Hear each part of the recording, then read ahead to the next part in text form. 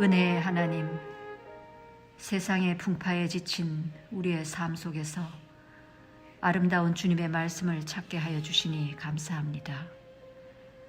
함께 모일 수 없는 상황에서도 저희의 믿음을 지켜주시고 여전히 뜨거운 마음으로 주님을 찾게 하여 주시니 감사합니다. 오늘부터 시작된 말씀 집회에 강사 목사님을 통하여 무너질 예루살렘을 바라보며 모든 백성으로 하여금 하나님께 돌아가기 외쳤던 예레미야의 외침을 듣게 하시고 각자의 삶의 지경에서 하나님의 말씀을 사모하는 우리 모두가 하나님께로 돌아가는 영광을 주시옵소서. 성령님 임하셔서 듣는 모든 사람의 심령 속에 은혜로운 하나님의 말씀이 세워지길 예수 그리스도의 이름으로 간절히 기도합니다.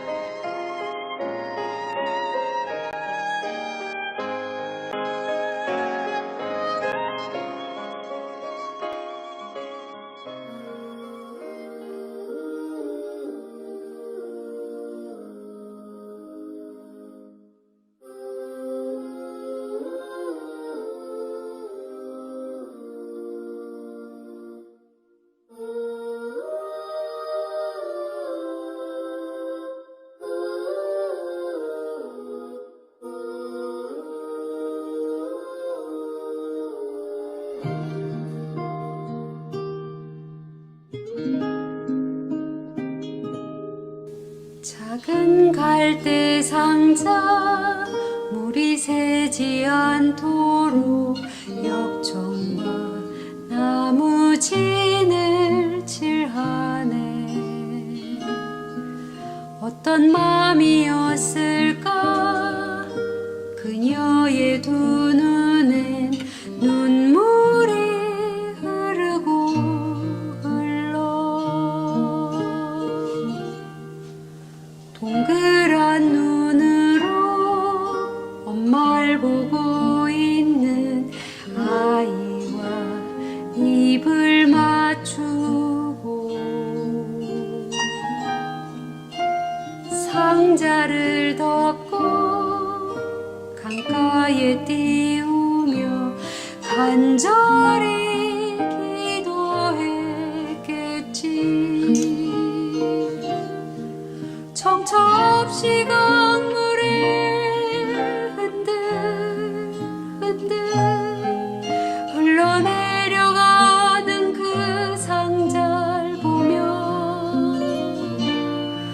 눈을 감아도 보이는 아이와 눈을 맞추며 주저앉아 눈물을 흘렸겠지.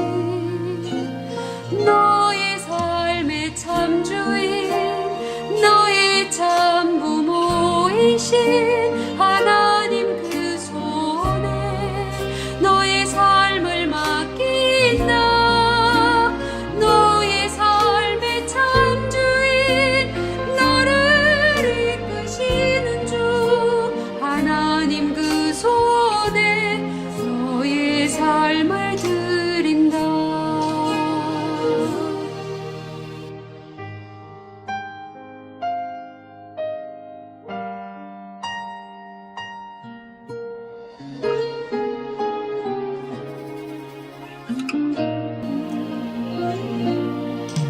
어떤 마음이었을까 그녀의 두 눈에 눈물이 흐르고 흘러.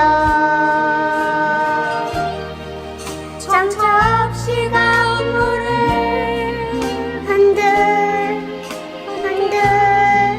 흘러내려가는 그 상자를 보며 눈을 감아도 보이는 아이와 눈을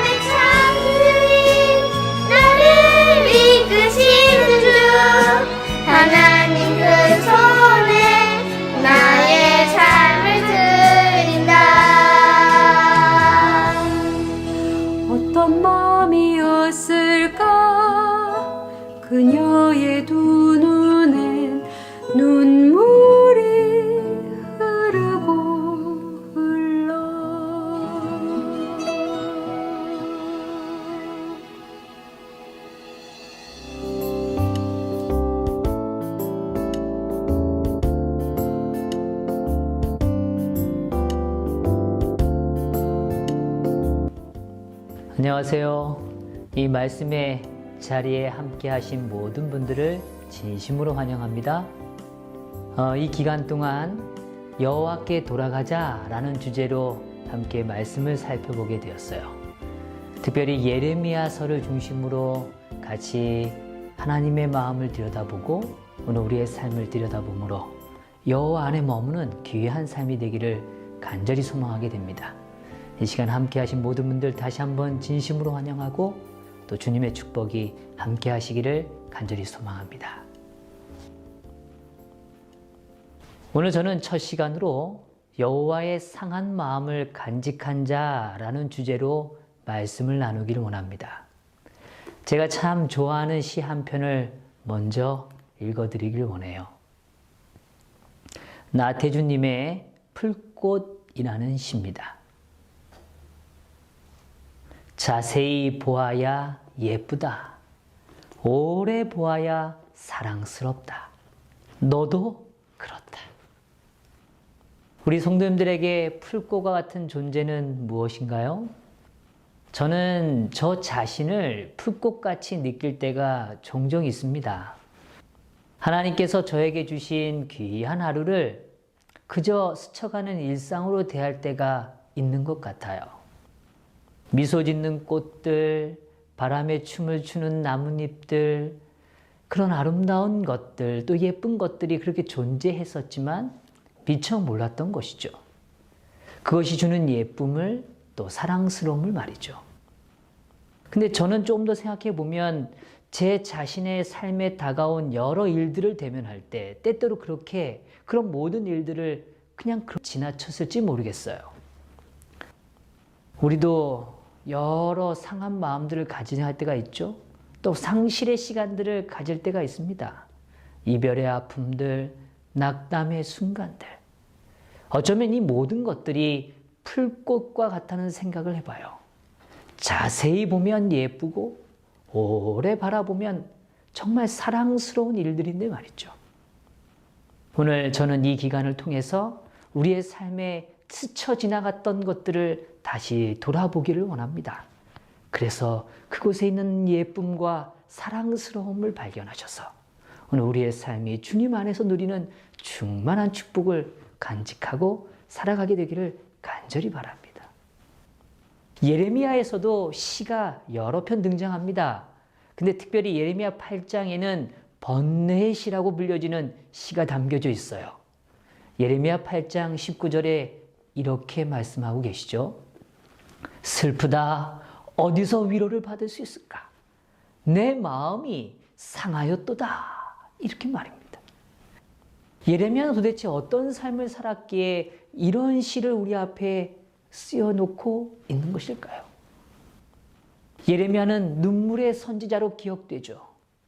예루살렘 함락과 성전 파괴가 일어날 것을 미리 알려야만 했던 사람입니다. 유다 왕족의 마지막을 지켜보면서 슬퍼해야 했고 이스라엘 민족이 포로로 끌려가는 아픔을 목도해야만 했던 선지자였습니다. 이처럼 처참한 시대가 또 있을까 싶은 시대를 견뎌야 했던 그 사람, 바로 예레미야를 좀 떠올려 보게 됩니다. 예레미야 8장 19절엔 또 이렇게 말씀하세요. 딸 내 백성의 심히 먼 땅에서 부르짖는 소리로다. 예레미야는 백성들의 울부짖음과 외침을 듣고 있습니다. 바벨론의 민족 갈대인들의 압제로 인해서 백성들은 슬픔 가운데 울부짖고 있는 거죠.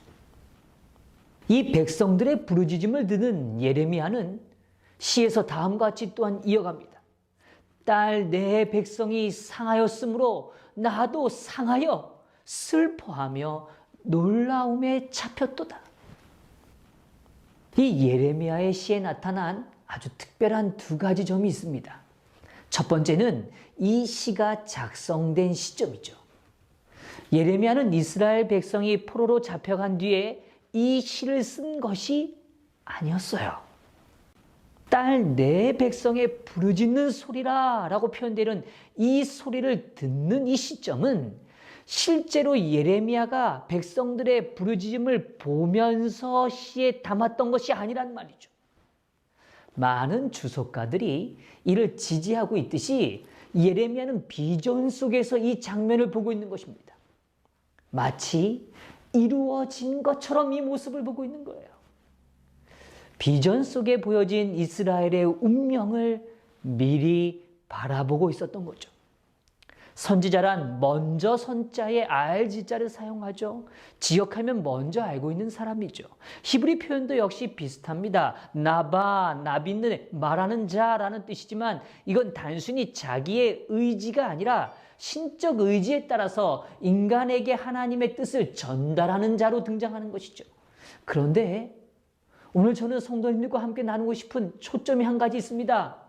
예레미야는 단지 앞으로 일어날 사건만 말하는 존재가 아니었다는 거예요.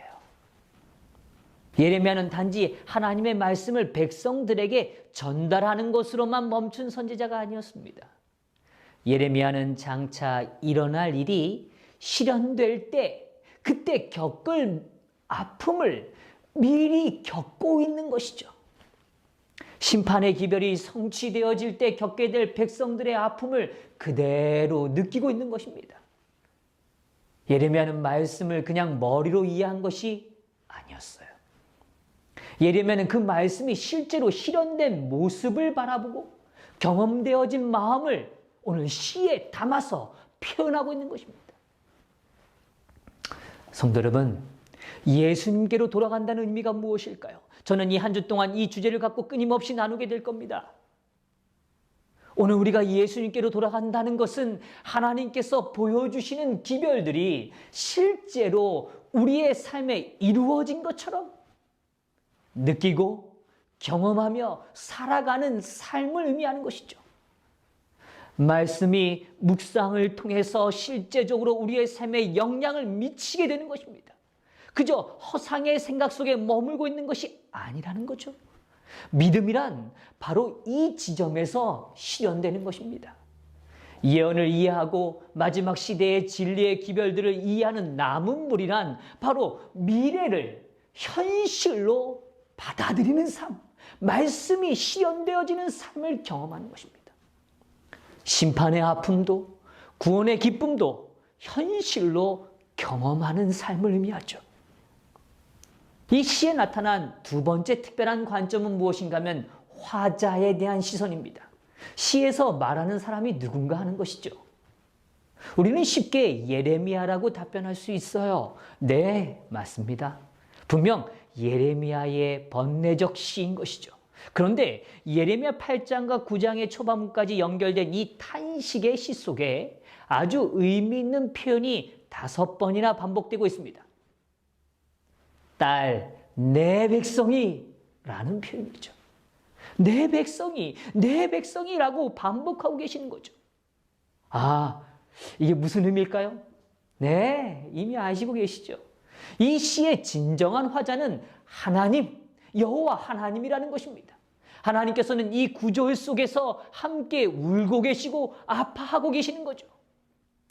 구약 성경에서 내 백성이라는 표현은 하나님과의 언약적 관계에서 반복적으로 등장합니다. 출애굽기 5장 1절에 아주 대표적으로 잘 나타나 있죠. 이스라엘 하나님 여호와께서 이렇게 말씀하시기를 내 백성을 보내라. 예레미야는 장차 회복되는 관계에서 너희는 내 백성이 되겠고 나는 너희의 하나님이 되리라고 선언하고 계시죠. 또 이 표현을 반복적으로 사용하고 있습니다.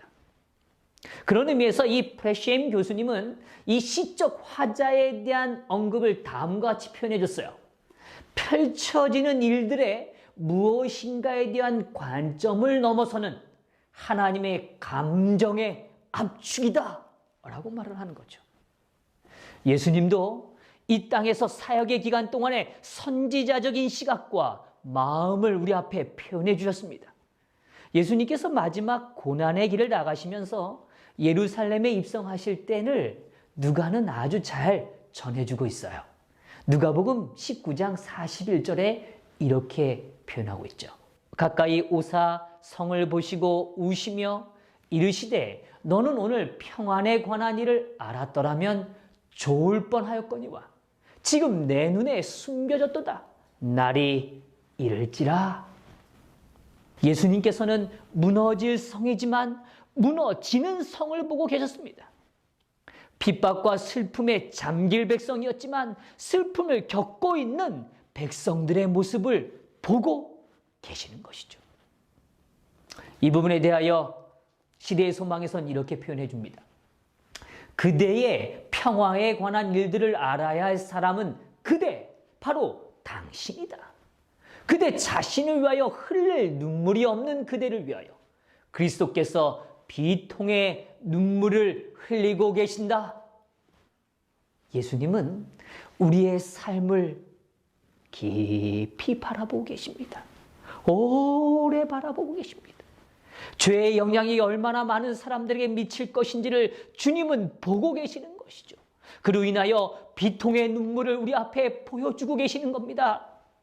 주님은 슬픔을 드러내신 거죠.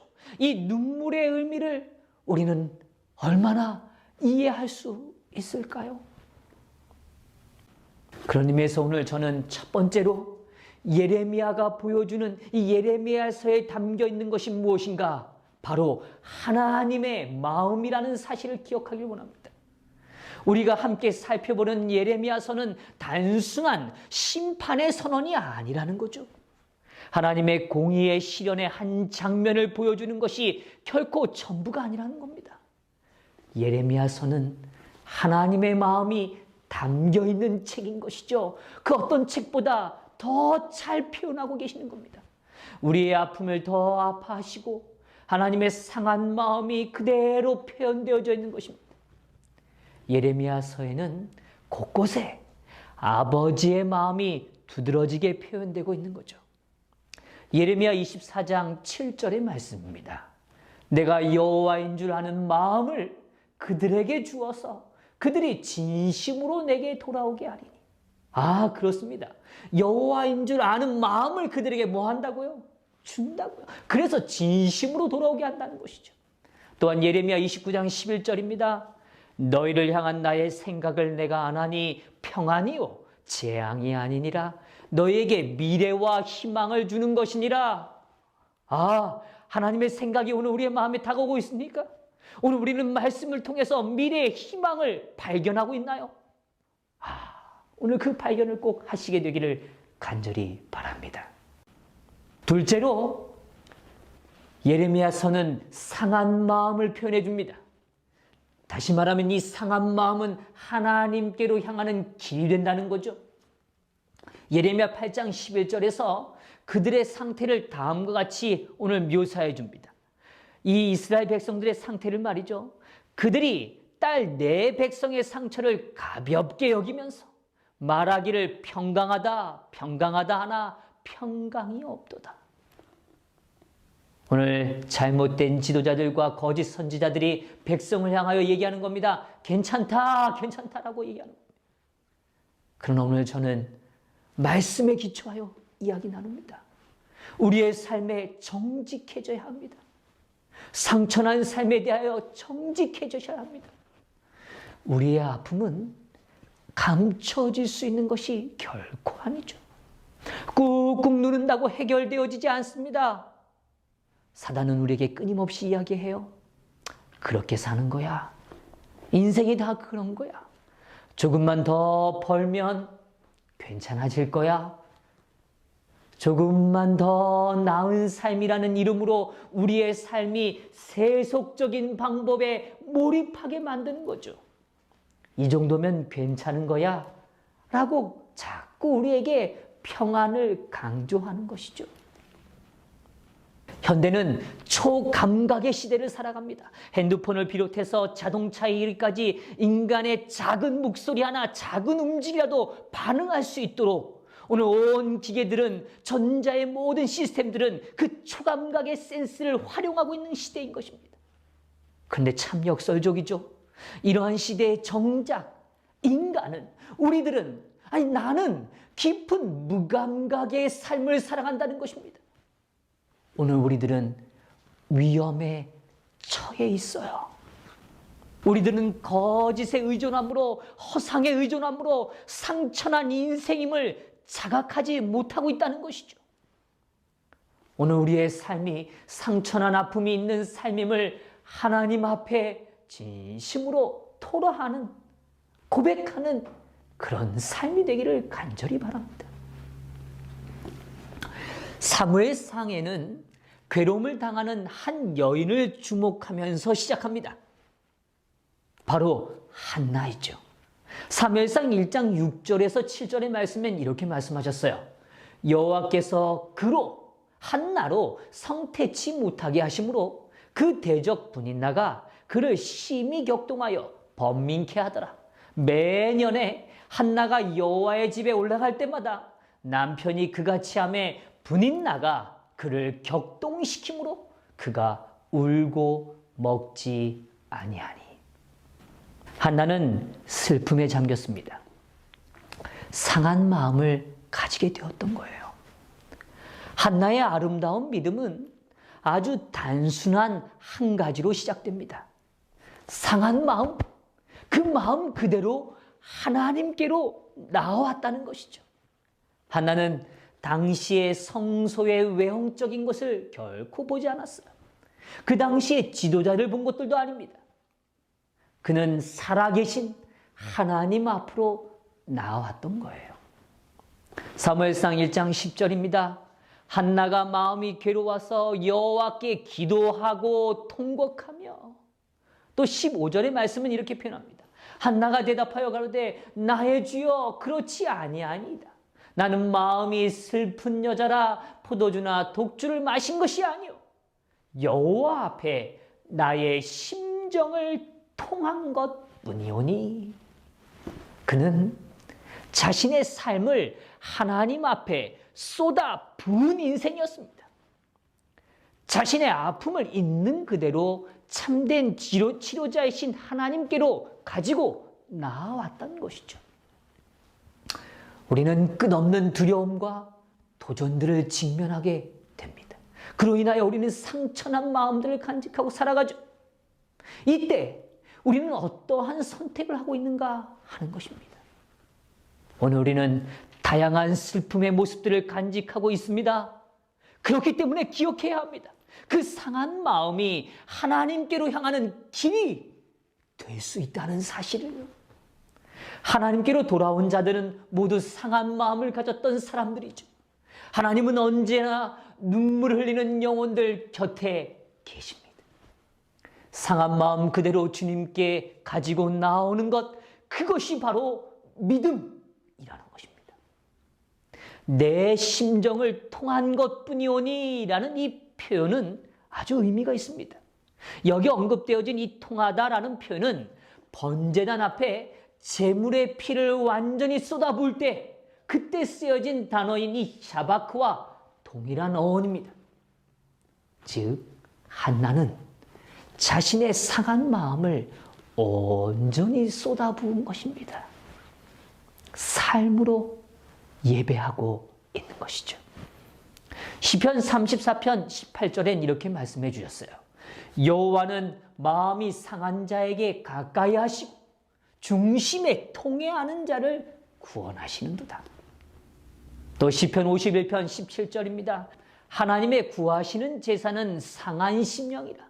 하나님이여 상하고 통해하는 마음을 주께서 멸시치 아니하시리이다. 이사야 선지자도 또한 말합니다. 상한 갈대를 꺾지 아니하며 꺼져가는 등불을 끄지 아니하고. 또 이사야 61장 1절에도 이렇게 말씀하세요. 나를 보내사 마음이 상한 자를 고치며 포로된 자에게 자유를, 갇힌 자에게 노임을 전파하며.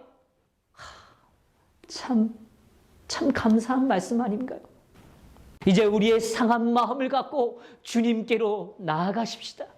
예레미야 8장에서 이스라엘 백성들의 부르짖는 소리는 또한 우리를 조금 더 생각하게 만듭니다. 여호와께서 시온에 계시지 아니한가? 그의 왕이 그 가운데 계시지 아니한가? 오늘 이스라엘 백성들은 자신들의 처한 현실에 대한 원망의 부르짖음을 하고 있습니다. 사실 하나님께서는 그들의 삶 가운데로 다가가실 수가 없으셨어요. 왜냐하면 이미 그들은 우상과 헛된 것들로 자신들의 마음을 채웠기 때문이죠. 하나님께 그들은 자신들의 상한 마음을 가지고 오지 않았다는 겁니다. 그들은 하나님 품에 안기는 법을 잃어버렸던 것입니다. 오늘 우리는 한나와 같이 상한 마음으로 주님을 찾는 길에 서게 되기를 간절히 바랍니다. 셋째로, 상한 마음은 하나님의 마음을 깨달아가는 소중한 도구가 됩니다. 누구의 마음을 알 수 있는 도구가 된다고요? 예, 하나님의 마음 말입니다. 예레미야는 다음과 같이 고백해요.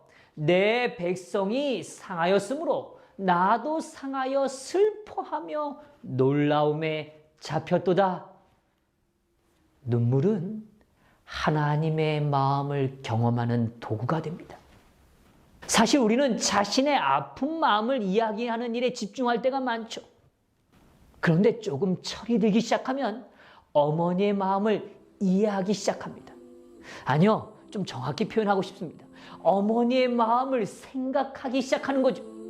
그때 어머니는 어떠셨을까? 아버지는 어떠셨을까? 제가 작년 말부터 참 좋아하는 찬양이 생겼어요. 상한 마음이 들면 이 찬양을 들으며 기도를 드리게 됩니다. 요게벳의 노래라는 찬양이에요. 제가 그 가사를 한번 읽어드리고 싶어요. 작은 갈대 상자 물이 새지 않도록 역청과 나무진을 칠하네. 어떤 마음이었을까?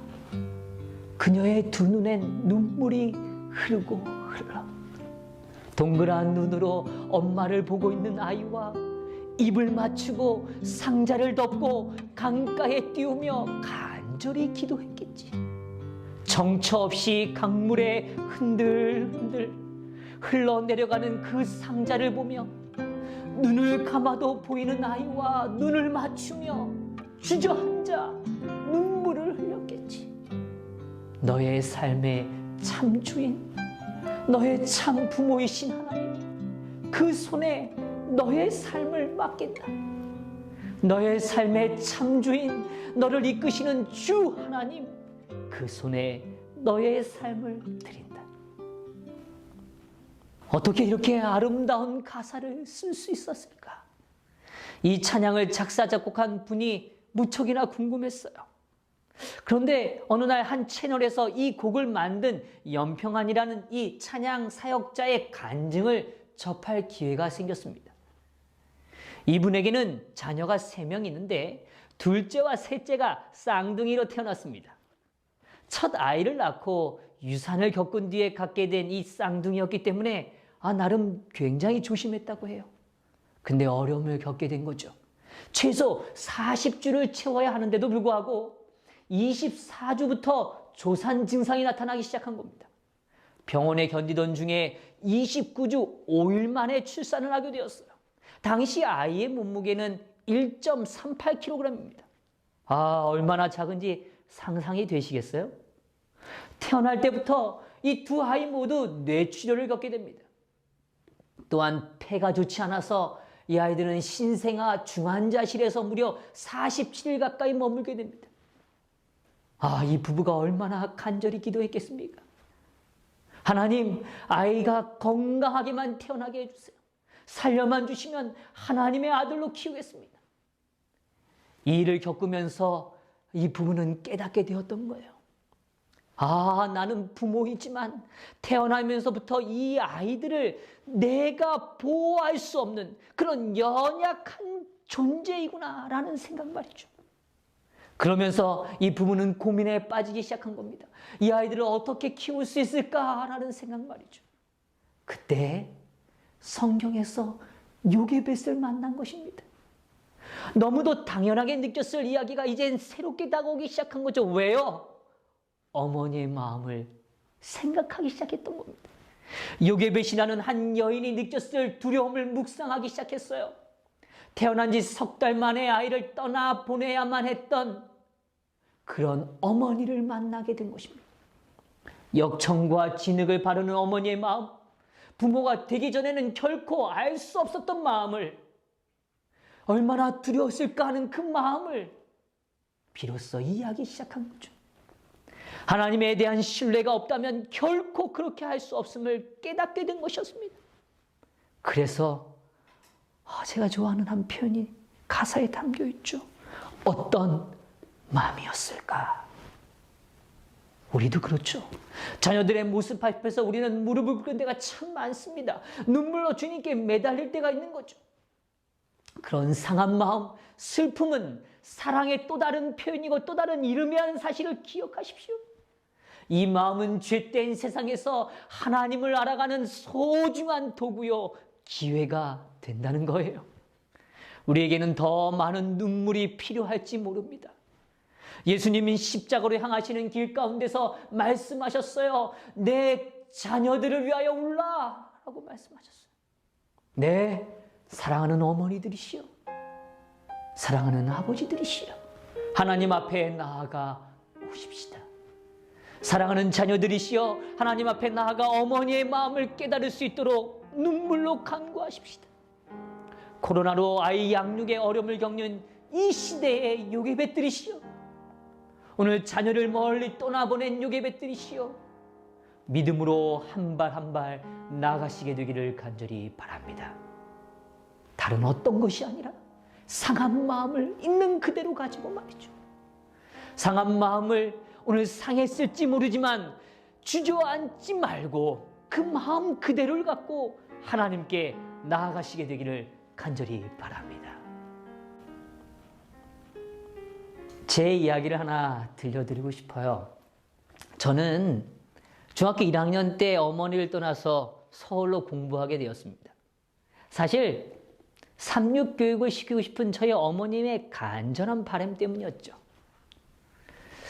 그래서 저는 중학교 1학년 때부터 어머니를 떨어져 있었는데 사실 그게 저한테는 참 쉽지 않았습니다. 외박이 돼서 집에 내려가는 날이 얼마나 기다려지는지 말이죠. 외박이 돼서 이제 집에 내려갑니다. 가는 데만 무려 8시간 이상이 걸리는 거리니까 그냥 열심히 해서 내려갑니다. 그리고 금요일날 저녁에 밤늦게 도착하고 나면 안식일을 보내고 일요일이 되면 저희 어머니가 새벽같이 저를 깨우셔요. 인식아, 이제 빨리 가야지. 이미 어머니는 지난밤 밤새 제가 갈 준비를 다 마치 놓으셨어요. 그리고 옷을 잘 뜯어놓은 옷을 입히시고는 저를 데리고 터미널로 가셨습니다. 그리고 버스에 태워서 아주 이른 시간에 저를 서울로 보냅니다. 학교에 늦으면 안 된단다. 조심히 빨리 가거라. 그리고 보내셔요. 근데 제가 그 버스에 타고 말이죠. 어머니랑 손을 흔들고 차가 딱 출발하고 나면 저도 모르게 눈물이 왈칵 쏟아집니다. 집이 너무 좋은 거예요. 가고 싶지가 않은 겁니다. 근데 저희 어머니는 제가 그렇게 사는 중고등학교 시절 내내 단 한 번도 제 앞에서 눈물을 보이신 적이 없어요. 그래서 저는 이렇게 생각했어요. 저희 어머니는 저를 학교에 보내놓고 잘 먹고 잘 지내시나 보다. 저희 어머니는 눈물도 없고 그런 분이시다. 이런 생각을 했어요. 근데 제가 고등학교 때 어느 날 한 집사님이 저에게 안식일 예배 마치고 제 옆에 오시더니 이렇게 말씀하세요. 인식아, 너 엄마가 너 보내놓고 얼마나 많이 우는지 아니? 매일 울면서 널 위해 기도한단다. 근데 그때 제 마음으로 이런 생각이 들었어요. 에이, 우리 어머니 울지 않아요. 집사님이 잘 모르시나 보죠. 그런 생각이 들었어요. 제가 이제 더 성장해서 가정을 꾸리게 되고 첫 아이가 태어났습니다. 이제 첫 아이를 예방접종을 하기 위해서 병원을 찾던 때였어요. 그 기억이 저에게 아주 생생합니다. 이 아이가 너무 조그마하고 그냥, 그런데 거기에 주사 바늘을 딱 꽂으면서 예방접종을 하는데 말이죠. 이야기를 들으시는 분들 참 다 웃으시겠지만 말이죠. 제 마음이 많이 아팠습니다. 마음 같아서는 제가 대신 맞고 싶어요. 그때 돌아오는 길에 제가 제 인생의 길들을 조금 더 돌아봤어요. 그렇구나. 어머니의 마음이 어떤가를 더 이해하기 시작했던 거죠. 생각하기 시작했던 겁니다. 자녀들이 조금만 아파도 부모는 그 아픔을 견뎌내는 것입니다. 예레미야는 무너져가는 이스라엘의 삶을 보면서 그는 하나님의 마음을 더 깊이, 더 분명하게 이해하기 시작했던 것입니다. 사랑은 희생입니다. 사랑은 오래 참는 것이며, 사랑은 온유하며 시기하지 않는 것이며, 사랑은 자기의 유익을 굳지 않는 것입니다. 제가 좋아하는 한 책이 있습니다. 땅 끝의 아이들이란 책이에요. 이 청소년들을 위한 목회를 하시다 잠드신 이면아님의 책이죠. 이 책에서 이면아님의 자신의 일화를 아주 솔직하게 전해주는 내용이 제 마음에 참 많이 남아서 좀 같이 나누고 싶었어요. 한 번은 이분이 이사를 가서 교회를 찾아가고 있었습니다. 자기가 원래 찾아가려고 했던 교회가 아닌 다른 교회에 잘못 들어가게 되었어요. 그리고 나서 자리에 앉는 그 순간 목사님께서 이렇게 말씀하시는 거죠. 아버지는 지금도 탕자가 그냥 돌아오기만을 기다리고 계십니다. 그것이 아버지의 사랑입니다. 라고 하는데 그의 마음속에 갑자기 돌아가고 싶다라는 그 생각이 마음에 물밀듯 밀려왔다는 거죠. 이유는 그런 것입니다. 이분이 이민을 와서 실패와 좌절이 반복적으로 일어나는 거예요. 그중 결혼의 실패는 너무나 컸죠. 아무도 없는 데서 부모님께서 실망하실까봐 두려움 가운데 한마디 말도 하지 못하고 혼자서 이혼의 과정을 거쳐야 했던 거예요. 아픔을 호소할 곳도 없고 그의 마음은 이미 만신창이가 되었던 것이죠. 26살에 4살짜리 아이를 데리고 혼자서 살려고 얼마나 발버둥쳤겠습니까? 그렇게 버티다가 아이가 10살이 되어가자 이분의 마음속에 엄마 아빠, 그 엄마 아빠가 너무 보고 싶었던 거예요. 그래서 이제 결심을 하고 길을 나서는데 너무 두려웠던 거죠. 비행기로 가는 13시간 내내 그는 비행기 안에서 떨면서 집을 향했다고 고백합니다. 집에 도착하자마자 아버지가 이 딸의 모습을 보고 나서 이렇게 말하는 거예요. 왜 이렇게 말랐니? 얼굴이 왜 이렇게 안 됐냐? 그 말을 하는데 이 딸은 아빠, 나 너무 힘들었어요. 라고 아빠의 품에 안기고 싶지만 그렇지 못한 거예요. 왜냐하면 그동안 그는 자기가 상처받지 않으려고 그의 마음속에 아버지를 끊임없이 밀어냈기 때문입니다. 그는 그때 비로소 이해하게 된 거예요. 내가 안길 품이 없구나라는 사실이죠. 딸의 마음에 잘못된 생각들이 커져왔던 것입니다. 아버지는 내가 말랐다고 지금 실망하셨구나. 내가 얼굴이 미워졌다고 지금 그러시나? 이렇게 완전히 삐뚤어져지게 되었던 겁니다. 사단에게 속고 있었던 거죠. 그는 이렇게 고백합니다. 저는 그때 거짓에 꽉 붙잡혀서 모든 것이 굴절된 렌즈를 통해서 저에게 받아들여졌어요. 어렸을 때 몇 번 받았던 상처를 통해 들어온 마귀의 거짓말 때문에 뿌옇게 세상을 봤던 것이죠. 그러면서 그의 마음속에 괜히 왔다. 더 비참해지게. 내가 여기 왜 왔나라는 마음이 들었다는 거예요. 아버지 어머니는 딸의 눈치를 보고 다른 부모의 눈치를 보면서 어색한 상황이 계속되고 있었습니다. 그때 엄마가 이것저것 물어보시면서 이 딸에게 이렇게 말하는 겁니다. 어떡하니? 어떻게 살려고 그러니?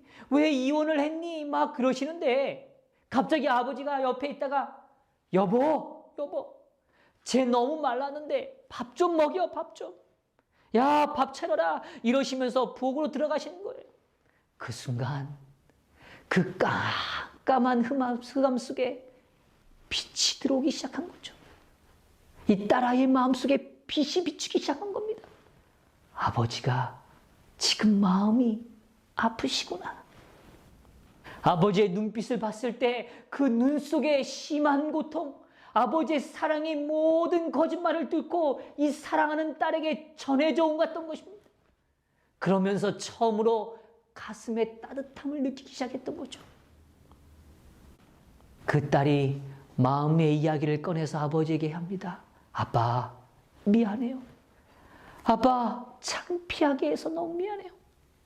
그러자 아버지가 얘기합니다. 내가 지금 내 걱정하게 생겼니? 그러시면서 그냥 쉬어라. 그 순간 이 딸은 진정한 아버지의 집을 만나게 됐던 거죠. 아버지의 사랑을 이해하거나 깨닫지 못했을 때는 딸에게는 더 늘 착해야 하고 더 무엇인가를 잘해야 하고 아버지의 마음에 들도록 살아야만 했던 자신의 삶이라는 것이죠. 아주 가슴을 졸이면서 집에 오고 그렇게만 살아왔던 인생이었다는 거죠. 근데 아버지의 마음을 이해했을 때 비로소 진짜 아버지의 집에 오게 된 거죠. 아버지는 이 딸이 처녀 때부터 쓰던 방을 여전히 비워놓고 그 딸을 기다렸던 것입니다. 사랑하는 성도 여러분, 오늘 예레미야는 탄식하고 있습니다. 아버지의 상한 마음이 어떤지를 드러내 보여주기를 간절히 원하고 있는 겁니다. 우리는 우리 스스로 탕자가 아니라고 주장하지 마십시다. 나는 아프지 않다고 말하지 마십시다. 나는 평안하다고 그 말에 우리의 삶을 잘못 이해하는 어리석음에 빠지지 마십시다. 나는 거친 파도에 지치지 않았다고 말하지 마십시다. 오늘 주님 앞에 우리의 상한 마음, 그 모습 그대로 갖고 나아가십시다. 오늘 우리가 여호와께로 돌아가게 되기를 간절히 바랍니다. 여호와께 돌아가는 것은 그저 우리의 상한 마음을 주님 앞에 있는 그대로 내려놓는 것입니다. 그때 주님은 우리의 왜곡된 마음, 어둠에 갇혀있는 오늘 우리의 마음 속에 거룩한 사랑의 빛을 비추어 주실 것입니다. 그분의 상한 마음을 우리 앞에 보여주시고 깨닫게 해주실 것입니다. 자세히 보아야 예쁩니다. 오래 보아야 사랑스러운 거죠. 우리의 상한 마음조차 사랑하시는 주님을 꼭 발견하시게 되기를 간절히 바랍니다. 오늘도 여전히 눈물을 슬픔으로만 바라보고 계시나요? 아니요. 오늘 우리의 삶의 눈물의 자국을 아름다움으로 바꾸어 주시는 하나님을 만나시게 되기를 간절히 바랍니다. 상한 심령이 하나님께로 나아가는 길이 될 것이며 상한 심령이 하나님의 마음을 아는 소중한 도구가 될 것임을 확신하시고 기억하시는 저와 여러분이 되시기를 간절히 바라면서 오늘 말씀을 마치도록 하겠습니다.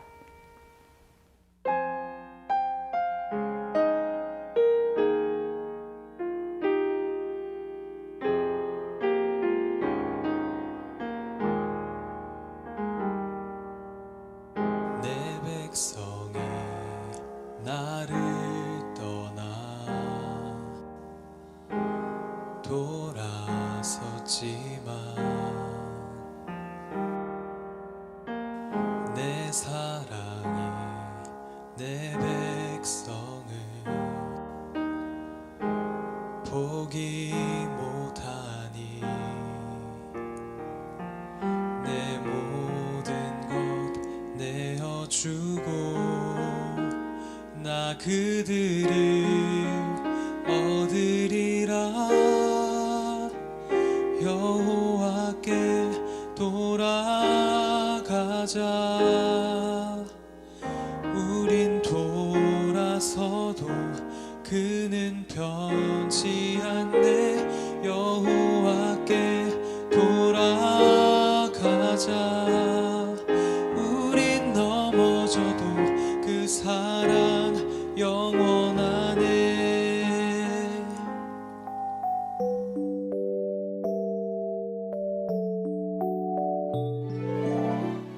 이번 집회에는 특별히 함께 기도하는 시간을 갖고자 합니다. 전 미주 지역에 흩어져 있지만 이 시간 한마음으로 기도하기를 원합니다. 기도의 역사가 우리의 가정과 교회와 사회에 드러나는 귀한 기회가 되길 소망합니다. 음악이 맞춰지는 시간 동안 하늘의 문을 두드리며 하나님의 마음과 뜻을 살피길 원합니다. 오늘은 특별히 우리들을 위해 한없는 헌신으로 살아오신 어머니들을 위한 기도를 드리고자 합니다. 계신 곳이 어디든 잠시 모든 것을 멈추시고 간절한 마음으로 우리의 어머니들을 위해 기도하겠습니다.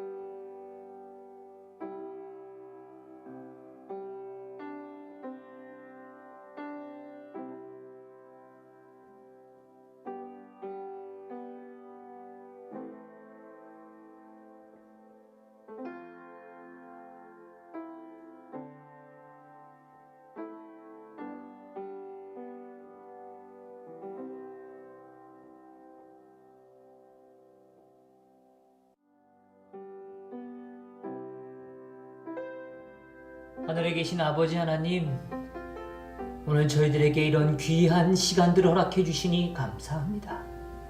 아버지, 오늘 우리들에게 들려주신 말씀처럼 오늘 우리가 상한 마음 그대로 주님께 나아갈 수 있도록 인도하여 주시옵소서. 아버지, 저희들은 많이 지쳐 있습니다.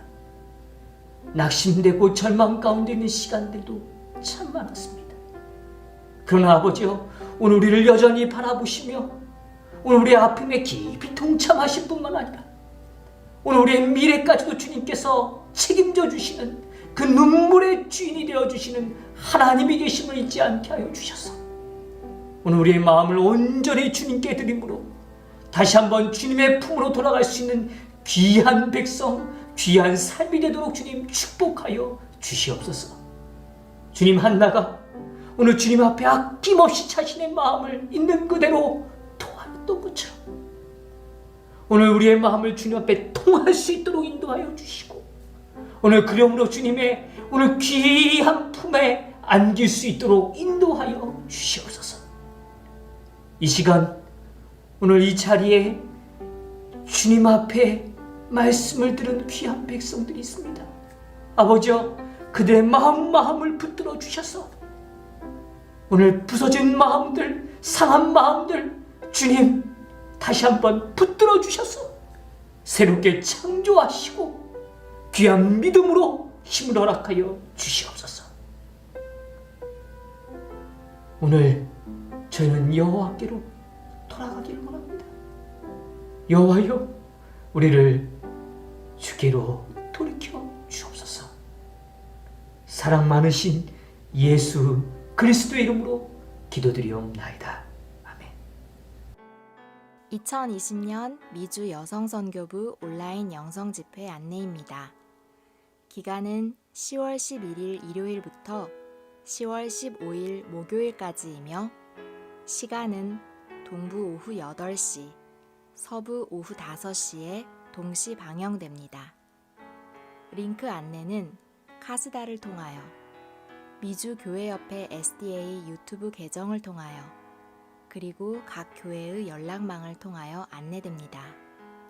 오늘도 평안한 밤 되세요.